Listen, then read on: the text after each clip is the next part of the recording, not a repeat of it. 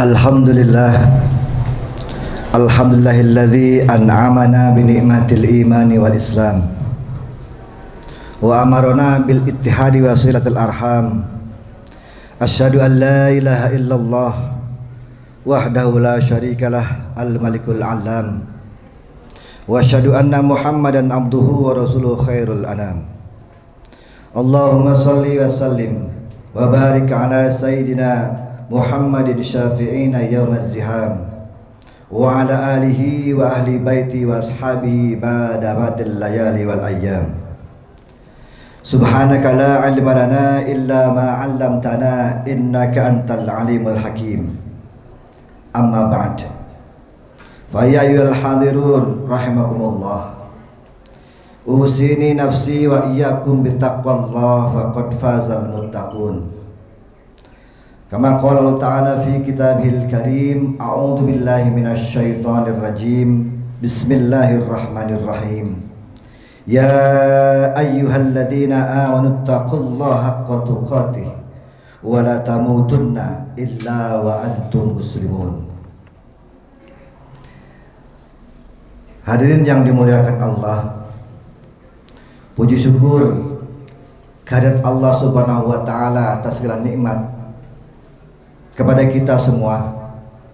Nikmat iman, nikmat Islam, nikmat sehat wal afiat, sehingga kita seperti biasa pada hari ini, di hari yang penuh barokah ini, di hari Jumat, kita berkumpul bersama melaksanakan sholat Jumat. Salawat dan salam semoga tercurah dan teriring kepada Nabi kita Muhammad SAW. Hadirin yang dimuliakan Allah, era saat ini seringkali kita sebut sebagai era keterbukaan informasi.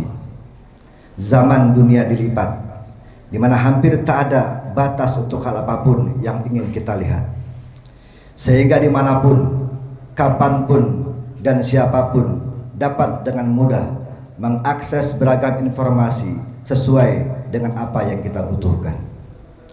Dunia seolah sangat kecil, bahkan sepertinya dunia hanyalah sebatas genggaman tangan kita.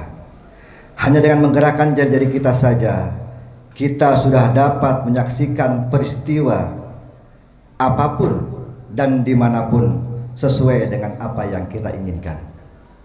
Namun demikian, kita seringkali lupa soal bagaimana seharusnya mengelola informasi sehingga dapat bermanfaat secara baik dan benar. Kita bahkan cenderung untuk percaya begitu saja, bahkan meyakini di mana apa yang kita terima dan kita peroleh dari sumber manapun merupakan informasi yang seluruhnya mengandung kebenaran. Hadirin yang dirahmati Allah, Islam telah mengatur sedemikian rupa di mana ketika kita memperoleh informasi atau berita dari siapapun, haruslah melakukan tabayun terlebih dahulu. Tabayun merupakan sikap kehati-hatian kita dan kejelian kita untuk mengkonfirmasi, mengecek ulang sejauh mana berita atau informasi yang kita terima tersebut mengandung nilai-nilai manfaat dan kebenaran. Prinsip untuk selalu tabayun telah ditegaskan oleh Al-Quran sebagaimana firman Allah dalam surat Al-Hujurat ayat 6. A'udzu billahi minasyaitonir rajim. Bismillahirrahmanirrahim. Ya ayyuhalladzina amanu in ja'akum fasikum binaba'in fatabayyanu an tusibu qauman bijahalatin fatusbihu ala ma fa'altum nadimin. Wahai orang-orang yang beriman, jika datang seseorang yang fasik kepadamu membawa berita, maka tangguhkanlah hingga kamu mengetahui kebenarannya, agar tidak menyebabkan kaum yang menerima kabar tersebut berada dalam kebodohan atau kehancuran, sehingga kamu menyesal terhadap apa yang kamu lakukan. Hari ini sedang Jumat rahmatullah. Ayat ini jelas memberikan kepada kita bahwa sikap tabayun justru akan menghindarkan diri kita dari kehancuran. Dengan demikian, tabayun merupakan sikap logis seorang muslim sesuai dengan perintah Allah dan Rasulnya. Sedangkan sikap terburu-buru menerima informasi tanpa mengecek kebenarannya justru berasal dari setan melalui dorongan hawa nafsu kita sendiri. Hal ini sesuai dengan sebuah hadis yang diriwayatkan oleh Imam Tabrani, di mana Nabi Muhammad SAW bersabda, "At-tabayyanu minallah wal ujlah minasyaitan." Tabayun tentu saja berasal dari Allah, sedangkan terburu-buru merupakan perbuatan setan.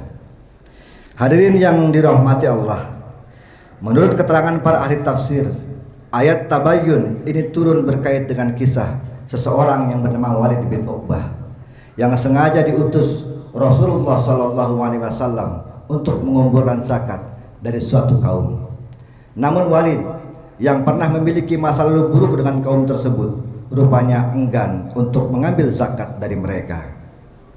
Dengan alasan ini, Walid bin Uqbah membuat kabar palsu kepada Rasulullah SAW bahwa kaum yang dimintai zakatnya tersebut menolak, bahkan mengarang cerita mereka akan membunuhnya. Kabar dari Walid tersebut tentu tidak dipercaya begitu saja oleh Nabi, dan kemudian beliau mengutus sahabat yang lain bernama Khalid bin Walid untuk memastikan kebenaran mengenai kabar ini. Hadirin yang dirahmati Allah, menurut Imam Ar-Razi dalam tafsirnya Al-Kasyaf, bahwa kabar apapun yang dibawa oleh seseorang yang pernah berbohong, maka seluruhnya dianggap sebagai bagian dari berita yang dibawa oleh orang fasik. Secara hukum, kefasikan berarti telah keluar dari entitas kebenaran dan melenceng dari esensi keagamaan. Seseorang yang dihukum fasik jelas diragukan keimanannya, apalagi jika ditambah dengan perbuatan-perbuatan dosa yang kerap kali dilakukan olehnya.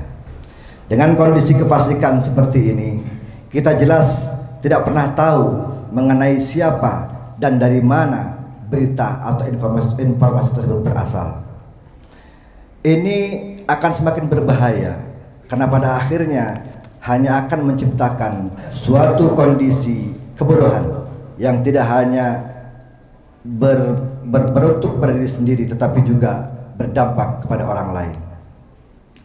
Hadirin yang dirahmati Allah, itulah sebabnya sungguh terlalu berbahaya jika sebuah informasi atau berita yang belum tentu kebenarannya tetapi dengan mudah kita langsung menerimanya.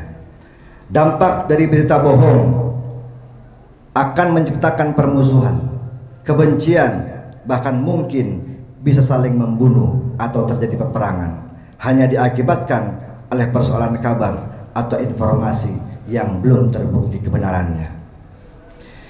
Disinilah pentingnya umat muslim untuk senantiasa menyadari dan menerapkan prinsip tabayun terhadap informasi apapun yang kita terima. Hadirin yang dirahmati Allah, di tengah kecanggihan teknologi informasi saat ini, kita seringkali dengan mudahnya membagikan informasi kepada orang lain melalui media sosial. Semudah kita menggerakkan jari kita dalam genggaman. Kegiatan men-share, merepost atau mengkopas merupakan hal yang sudah terbiasa bagi kita. Bahkan gadget yang ada dalam genggaman kita tak ubahnya saluran informasi yang membanjiri keseharian kita, bahkan tanpa jeda.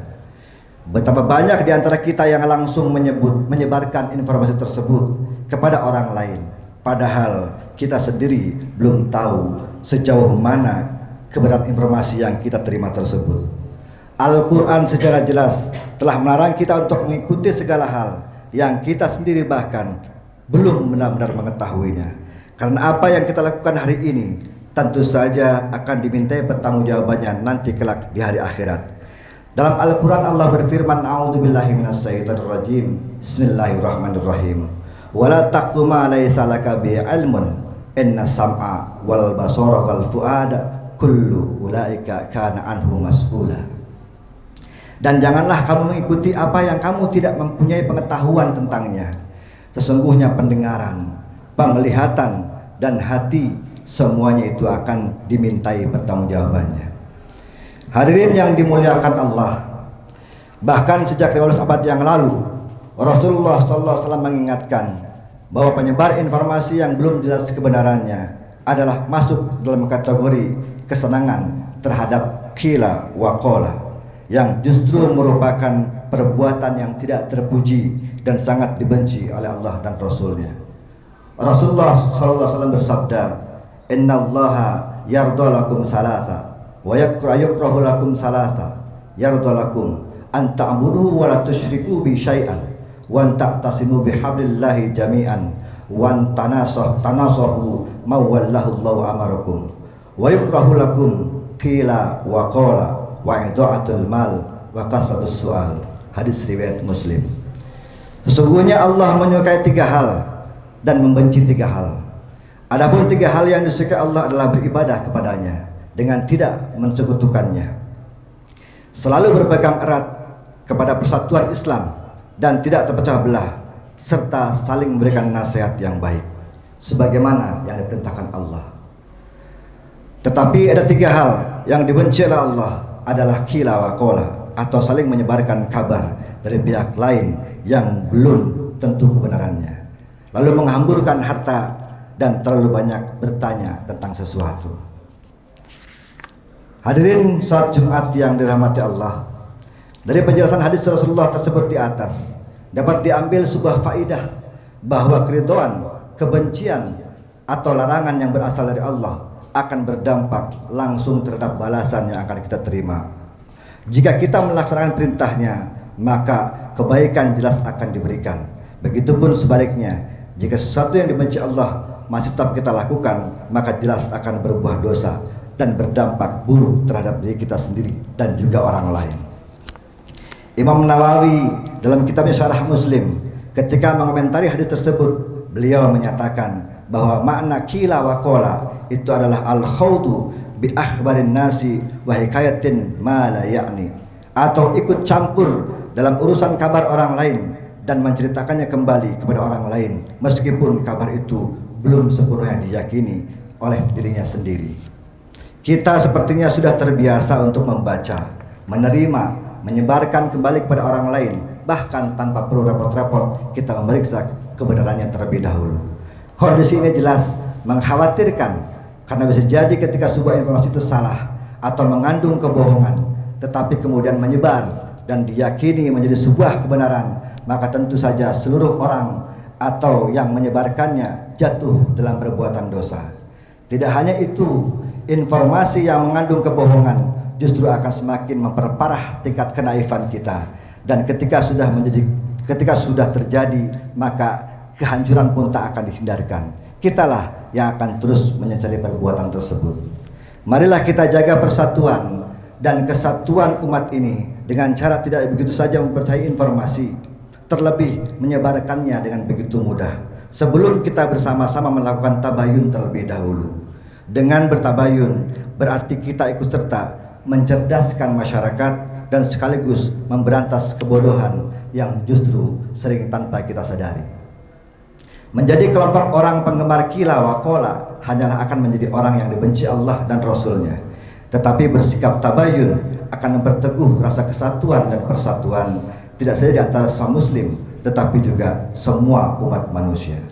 Barakallahu li wa lakum fil Qur'anil azim wa nafa'ani wa iyyakum bima fihi minal ayati wa dzikril hakim wa taqabbala minni wa minkum tilawatahu innahu was samiul alim.